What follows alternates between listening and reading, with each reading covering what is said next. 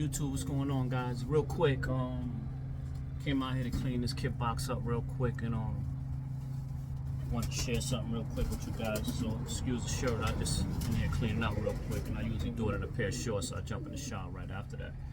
Don't want to bring nothing into the house in the event that there's any kind of mites or lice or anything like that with my clothes. But real quick, guys, I wanted to go over one or two things pertaining to a pepperhead.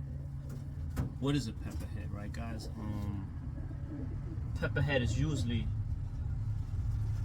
I mean, you look it up, it's no real term to that. It's just something that people use on the side for mismarked birds. I mean, or rather, not mismarked, but when you put it in a category, it doesn't fall in no category. It just falls in a every other color, right?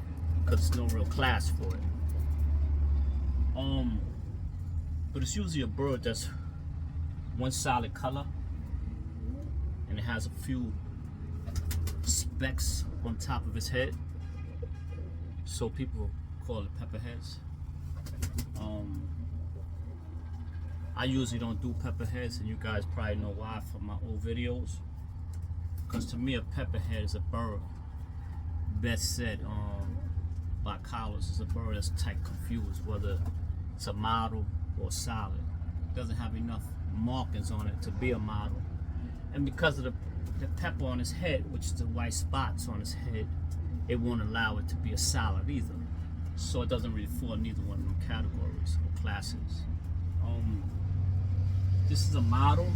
These birds are going through a real strong molt, so there's feathers everywhere, but this is a mottle, right, guys? It's a bird that has way more markings on it to identify it as a mottle. It's not a mottle that has a lot of white on it. Some people refer to this as a diamondback because it has more only on here and around the belt. But the primaries, the secondaries on this bird are all the same color as the tail, right? Some people, you know, cool with them being 10 in. I prefer them, like I always tell you, I like them all the way from start to end, which is the primaries, the secondaries. This is the tail, right? So this is a light mottle. I mean, this is a dark mottle. Some people, like I said, some people, and the reason they refer this as a dark mottle because it doesn't have as much white on it as other models that have one, right? I'll probably show a light mottle after this to you guys. But the reason a lot of guys stay with pepperheads, it's because it's not much to do with them. I mean, it's not.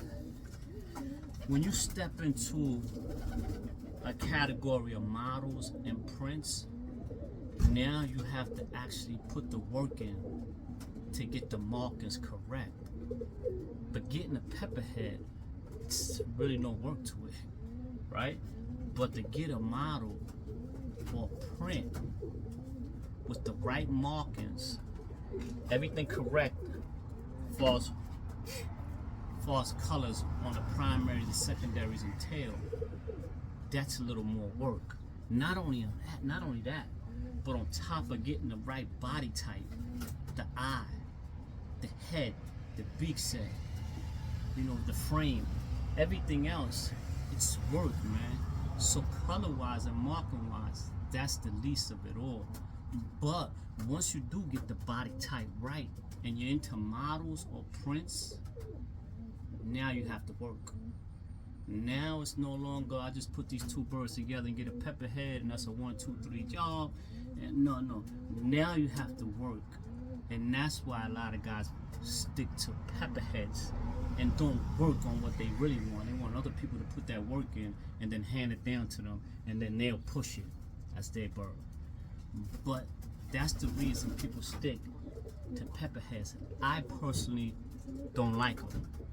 Even when I get them, when they mark right with a good eye on them, I usually pass them on to other brothers that'll like them and work them, because you can turn a pepperhead into a model if you work the bird. A lot of people don't like working. They want shit, you know, microwave fast. They just want it quick, and they usually never get it, right? So they usually settle to the least, which is a pepperhead. But guys, when you start showing birds, you start putting them in show cages. Now, guys, that's where the work come in. That's where the work come in, guys. If you want a pet shop bird and you want to fly it, and the bird maybe goes to the moon on you and comes back home, you know what I'm saying? Then, you know, you can do a pepperhead, anything else. You know what I'm saying? But if you want a good bird to do that for you, a nice marked bird, you want people to see your birds and say that was work, that was put in. You got to do the same thing that the pepperhead do. You have to work for it. You have to work for it. Real quick, guys, before I get off of this, I've been seeing some of you guys on, you know, recreation flying. I call it recreation flying, guys, because your bird's not setting no record. If your bird goes to the moon in an hour and walks around the moon and comes back home, you still recreation flying. You're not time flying, guys. Time flying is a different animal. It's a different breed. It's a harder work.